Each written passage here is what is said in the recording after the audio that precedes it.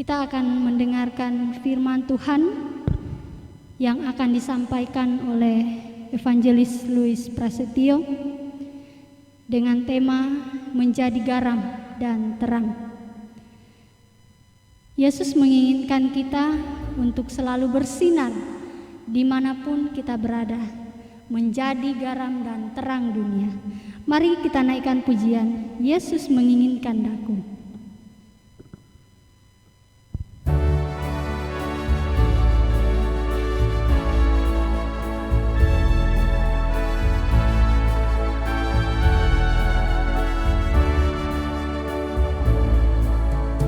Yesus menginginkan daku bersinar baginya, dimanapun ku berada, ku mengenangkannya.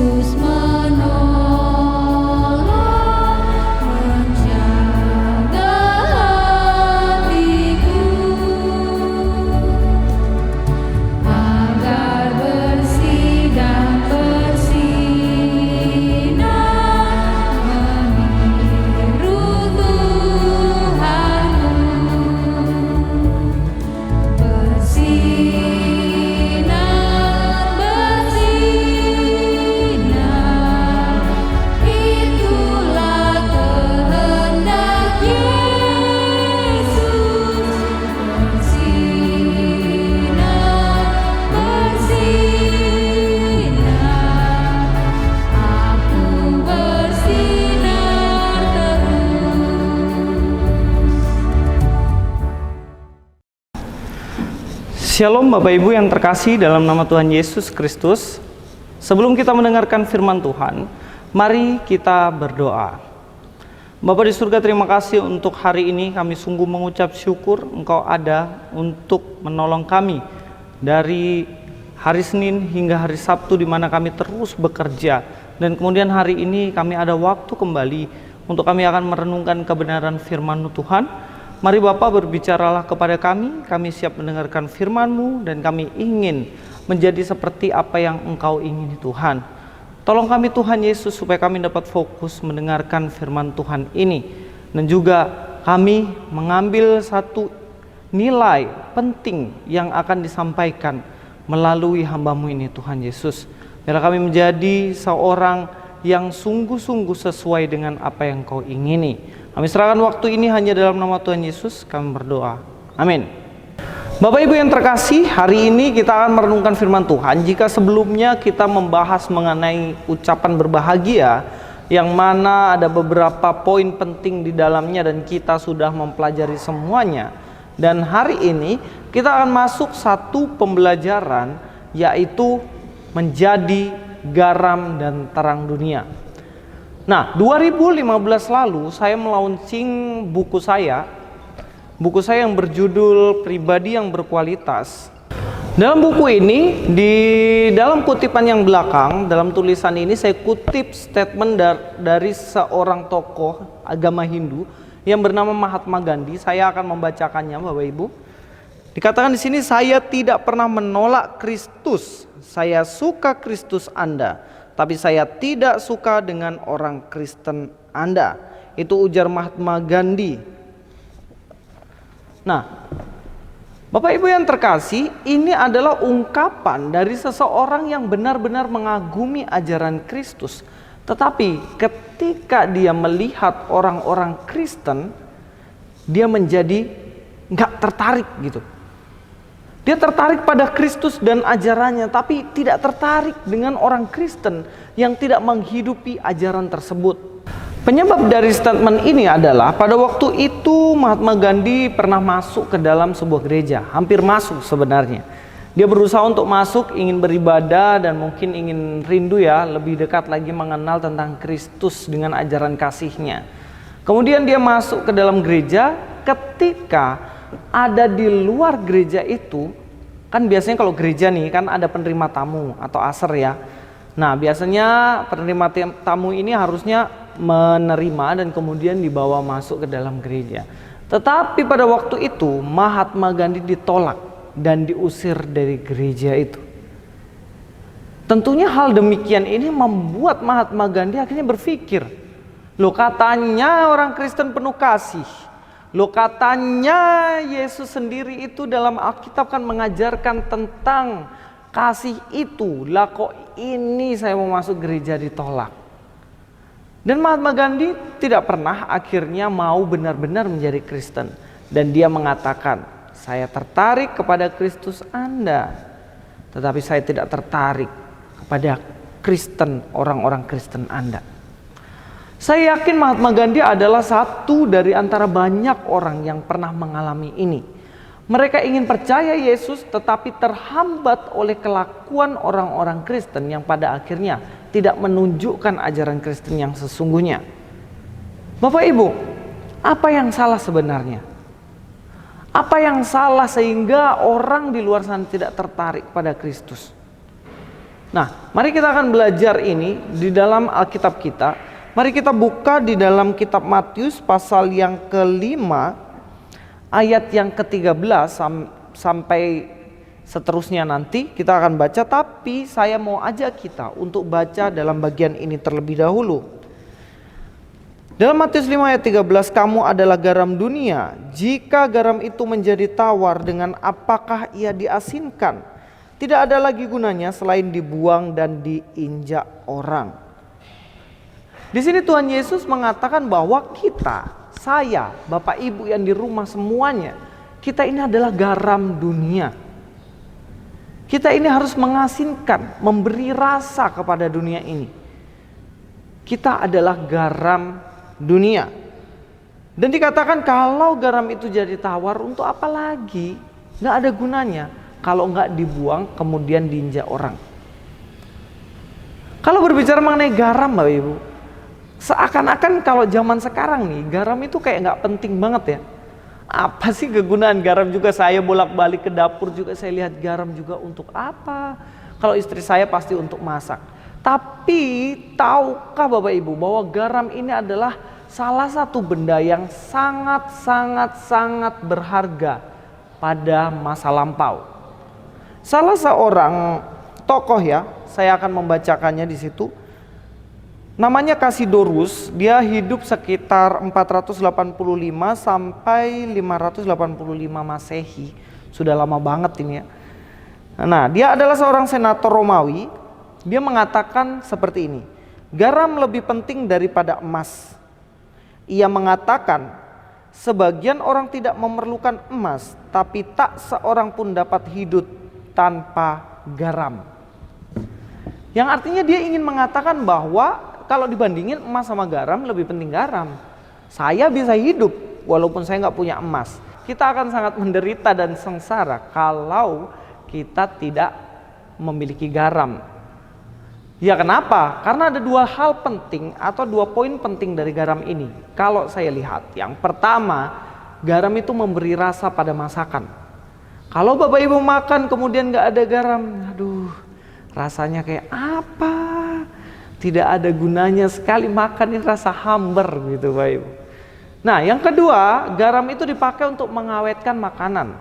Zaman dulu kan belum ada kulkas nih. Ya bagaimana cara supaya daging itu bisa awet, supaya ikan itu bisa awet? Dikasih garam Bapak Ibu. Nah dua pokok penting atau dua fungsi penting dari garam ini, inilah yang membuat garam itu menjadi sangat berharga Bapak Ibu. Sekarang pertanyaannya, kalau misalnya garam ini nih yang berharga banget ini, dia sudah nggak asin lagi, apa yang akan kita lakukan? Ya jelas kita akan buang. Untuk apa garam kalau tidak ada rasa asinnya? Sama kayak gula, gula nggak ada rasa manisnya, ya itu bukan gula. Tapi kita melihat manfaat yang sangat penting. Dan bahkan sejarah ini menunjukkan betapa pentingnya yang namanya garam, Bapak Ibu. Saya baru tahu bahwa salary atau upah, kan dalam bahasa Inggrisnya salary ya. Biasanya kalau orang bekerja maka setiap bulannya akan dapat salary, bisa harian, bisa mingguan, yang penting dapat salary. Bapak Ibu tahu bahwa salary ini berarti garam loh Ibu sebenarnya. Salary adalah garam. Jadi pada waktu itu ketika orang-orang Romawi ada di dalam peperangan, mereka akan mendapatkan salary atau tunjangan, uang itu dipakai untuk beli garam. Wih, kok bisa ya? Kenapa ada tunjangan untuk beli garam? Iya, karena itu sangat dibutuhkan untuk mengawetkan makanan dan memberi rasa untuk makanan itu. Dan kemudian sampai sekarang itu dikenal sebagai upah, salary.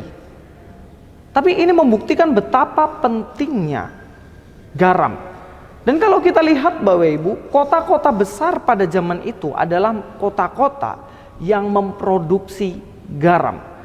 Ada sebuah fakta menarik di sini. Saya ada menuliskan bahwa ada namanya Perang Venesia.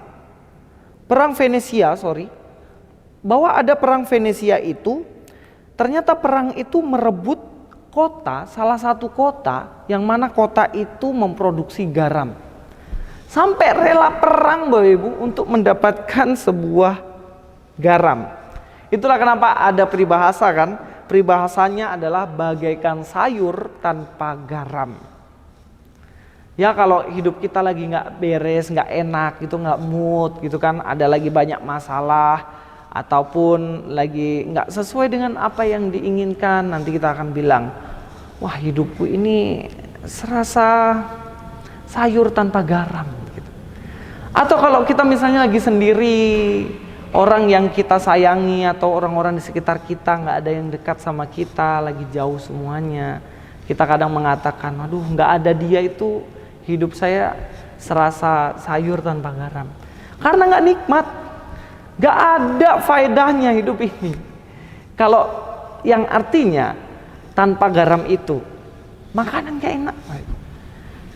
Sama halnya Bapak Ibu, ketika kita sudah menjadi orang Kristen, menjadi orang Kristen yang tidak bisa menjadi garam dunia, gak ada gunanya Bapak Ibu hidup kita ini.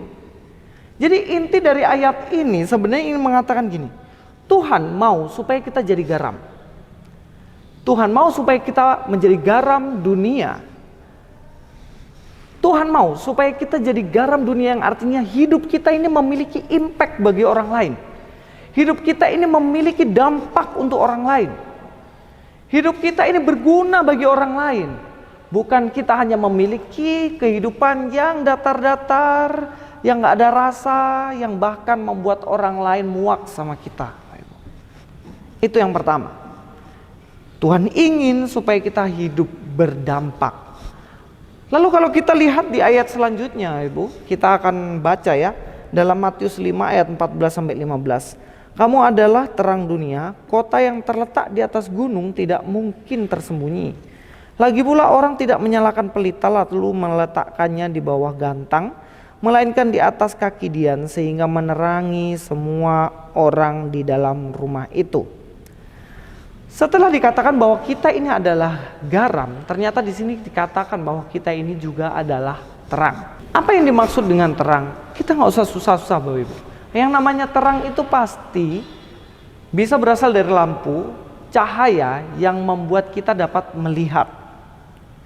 Seandainya dunia ini nggak ada cahaya sedikit aja, pasti kita nggak bisa melihat apapun.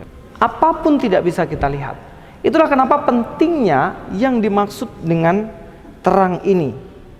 Nah, terang ini membuat kita bisa melihat.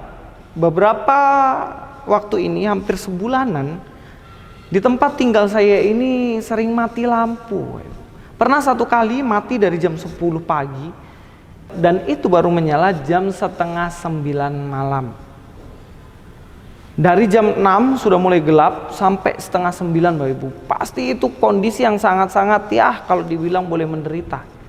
Kenapa menderita? Pertama, nyamuk pasti banyak banget kalau nggak ada lampu. Yang kedua, kita nggak bisa lihat apapun. Saya masuk rumah, ingin kamar mandi, Bapak Ibu, saya nabrak meja komputer saya.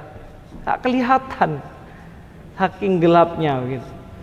Nah, apalagi kalau mau melihat kotoran misalnya ada di muka kita, di dalam badan kita. Bagaimana kita bisa melihatnya kalau nggak ada cahaya? Ya nggak bisa. Sama kayak kita mau menuju sesuatu, harusnya jalan itu benar, tapi begitu nggak ada lampu, Bapak Ibu, nggak ada penerangan, kita akan tersesat. Nah, apa gunanya lampu? Kenapa kita harus menjadi terang dunia ini? Dunia dikuasai kegelapan, Bapak Ibu. Dunia nggak bisa melihat terang yang benar, yaitu Yesus itu. Nah, itulah gunanya kita, di mana kita ini menjadi terang. Bagaimana kita bisa menuntun orang yang dalam kegelapan itu kita bawa untuk menuju terang yang kudus, yaitu ke Kristus. Hidup kita berdampak, hidup kita menuntun orang ke dalam kebenaran.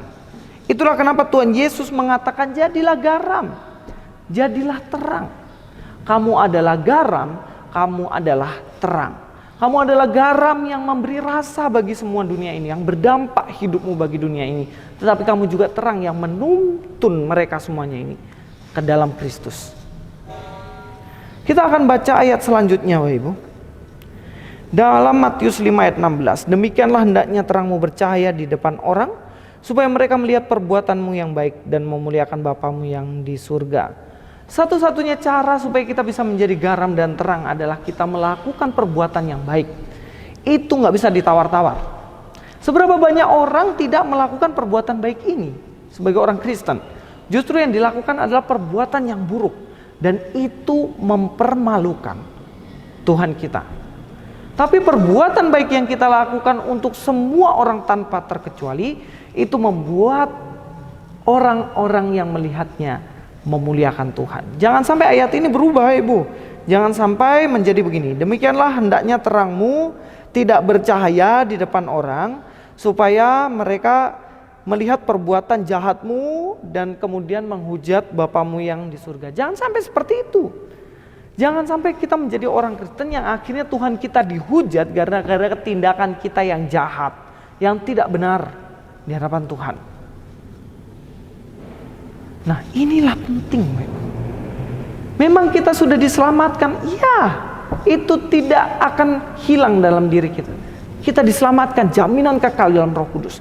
Tapi kita memiliki tanggung jawab untuk kita bisa melakukan terang itu, supaya orang-orang melihat dan Bapa kita dipermuliakan. Saya ingin ambil satu contoh, berasal dari kitab Daniel, Bapak Ibu. Nah, dalam kitab Daniel ada kisah 3 pemuda yang cakap, yang takut Tuhan. 3 orang ini, Sadrak, Mesak, dan Abednego, mereka hidup pada waktu itu dan mereka dipaksa untuk menyembah kepada raja atau patung raja. Menyembah kepada berhala lah. Tapi mereka adalah orang-orang yang takut Tuhan. Mereka memegang prinsip yang mana Tuhan satu-satunya Allah Israel. Dan mereka tidak mau menyembah. Sekalipun mereka tahu resikonya. Setiap orang yang gak mau sembah raja atau patungnya, maka dia akan dibakar di perapian yang menyala-nyala. Bapak Ibu tes lah, kasih nyala lilin, kemudian pegang apinya 5 menit aja. Waduh, pasti kesakitan ini, udah sakit banget tangan kan, melepuh. Dan bahkan nanti mungkin mateng gitu kan tangannya. Saking panasnya. Dan resiko ini mereka siap tanggung, Bapak Ibu. Sadrak, Mesak, Abednego siap tanggung mereka, kalaupun masuk dibakar-bakar sudah. Kalau Tuhan mau selamatkan, pasti Tuhan akan selamatkan kami. Dan mereka dipanggil sama raja, kalian tidak mau menyembah patung ya, berarti kalian akan dibakar di api. Dan mereka tidak gentar, mereka tidak takut. Ya udah, nggak apa-apa. Yang penting kami tetap setia kepada Tuhan. Dan kemudian terjadi, Bapak Ibu, mereka dilemparkan ke dalam perapian yang menyala-nyala. Nah, Bapak Ibu, ketika dalam perapian itu mereka pada akhirnya mendapatkan mujizat. Dan mereka tidak terbakar sedikit pun, bajunya masih utuh, kulitnya utuh, dan mereka keluar dari situ, dibawa keluar Mereka yang membawa orang 3 ini masuk dalam perapian akhirnya dibakar juga di situ dan mereka mati. 3 orang ini keluar dan kemudian Bapak Ibu tahu yang terjadi? Yang terjadi adalah mereka benar-benar menjadi garam dan terang, Bapak Ibu. Pada akhirnya dari iman yang teguh itu mereka tetap memegang kebenaran ini. Pada akhirnya raja yang minta disembah itu, pada akhirnya dia mengakui bahwa Allah Sadrak, Mesak dan Abednego itu adalah Allah yang benar. Kita akan lihat ya percakapannya dan statement dari raja ini. Dalam Daniel 3 ayat 27 sampai 4 ayat 1, dan para wakil raja, para pengusaha, bupati, para menteri raja datang berkumpul. Mereka melihat bahwa tubuh orang-orang ini tidak mempan oleh api itu, bahwa rambut di kepala mereka tidak hangus, jubah mereka tidak berubah apa-apa, bahkan bau kebakaran tidak ada pada mereka. Berkatalah Nebukadnezar, terpujilah Allahnya Sadrak, Mesak dan Abednego. Ia telah mengutus malaikatnya dan melepaskan hamba-hambanya yang telah menaruh percaya kepadanya dan melanggar titah raja, dan yang menyerahkan tubuh mereka karena mereka tidak mau memuja menyembah Allah manapun kecuali Allah mereka. Dikatakan di sini raja mengatakan terpujilah Allah Sadrak, Mesak dan Abednego. Kata terpujilah inilah yang dikatakan bagaimana memuliakan Allah. Dari kesaksian hidupnya, garam dan terang yang dilakukan oleh Sadrak, Mesak, Abednego ini, pada akhirnya inilah yang membuat raja memuji nama Allah. Bahkan tidak hanya itu, Bapak Ibu. Kalau kita lihat dalam ayat 9, sebab itu aku mengeluarkan perintah bahwa setiap orang dari bangsa, suku bangsa atau bahasa manapun ia yang mengucapkan penghinaan terhadap Allah Sadrak, Mesak dan Abednego akan dipenggal-penggal dan rumahnya akan dirobohkan menjadi timbunan puing, karena tidak ada Allah lain yang dapat melepaskan secara demikian. Lalu raja memberikan kedudukan tinggi kepada Sadrak, Mesak dan Abednego di wilayah Babel. Perhatikan Bapak Ibu, kesetiaan mereka kepada Tuhan, hidupnya yang menjadi garam dan terang, akhirnya membawa pada waktu itu raja itu sampai memuji Tuhan Israel. Nah, kehidupan seperti ini, inilah yang seharusnya kita miliki, Bapak Ibu. Saya belajar, Bapak Ibu juga belajar. Kita semuanya berusaha untuk kita bisa menjadi garam dan terang. Kita berdampak bagi orang lain, kita menuntun mereka untuk mengenal Allah yang benar itu. Mungkin saat ini orang-orang di sekitar kita sedang tersesat. Bagaimana caranya dari kehidupan kita, dengan perbuatan baik kita menjadi kesaksian dan mereka pada akhirnya mengenal Tuhan kita, Bapak Ibu. Salah seorang tokoh, Bunda Teresa. Bunda Teresa adalah seorang yang menyerahkan diri kepada Tuhan untuk melayani Tuhan. Dia memberikan diri untuk melayani orang-orang miskin yang ada di India. Dia membuat rumah sakit untuk menolong mereka yang tidak bisa berobat dan kemudian diobati oleh Bunda Teresa. Tidak hanya itu, Bapak Ibu. Bagaimana Bunda Teresa ini membangun rumah dan kemudian rumahnya ini dipakai untuk anak-anak kecil yang ditinggalkan orang tua mereka, yang mana mereka dibuang sama orang tua mereka, ditampung di situ. Dan hidupnya mengabdikan diri untuk hal itu, Bapak Ibu. Dan ini sangat-sangat luar biasa. Dia memperoleh penghargaan Nobel, bahkan ketika perayaan penghargaan itu, dia tidak mau. Dia bilang lebih baik uangnya dipakai untuk membantu orang-orang miskin di satu daerah tertentu. Sebegitunya dia membuat itu. Karena apa? Karena hidupnya sudah menjadi garam dan terang, dan kemudian itu berdampak, Bapak Ibu. Tentunya berdampak bagi banyak orang yang ada di India. Dan saya rasa ada satu detail kecil yang penting, yang mana ada seorang jurnalis yang kemudian membuat film tentang Bunda Teresa ini. Orang ini bernama Malcolm, Bapak Ibu. Malcolm ini bagaimana dia akhirnya, yang dulunya dia ini agnostik. Dia agnostik, dia nggak pusing lah yang namanya masalah agama dan lain-lain. Dia nggak mau pusing dengan hal itu. Tetapi ketika melihat kehidupan Bunda Teresa ini, setelah membuat film itu, kemudian saat ini dia menjadi orang yang percaya kepada Kristus. Saya rasa selain orang India yang sedemikian banyak akhirnya mengenal Kristus melalui kehidupan yang berdampak dari Bunda Teresa yang akhirnya menuntun orang-orang India untuk mengenal Kristus, Tetapi ada satu orang penting, jurnalis ini yang pada akhirnya bertobat juga, Bapak Ibu. Dan kemudian ketika dia meninggal, sudah banyak hal dampak dalam hidupnya yang memberkati orang banyak.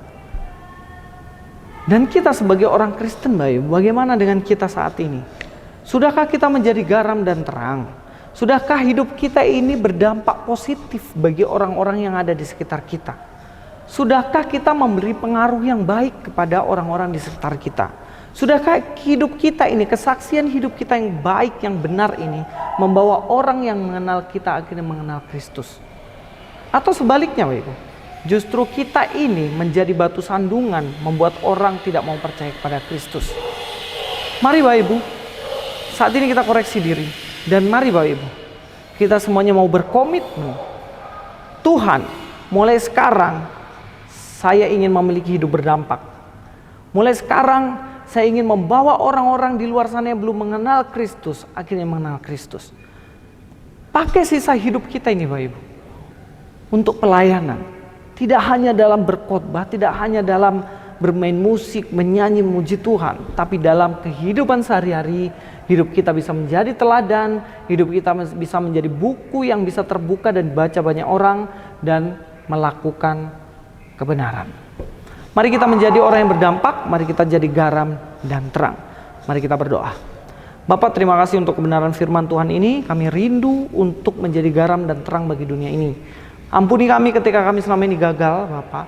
Ketika kami kadang-kadang justru menjadi batu sandungan bagi orang untuk datang kepada Kristus.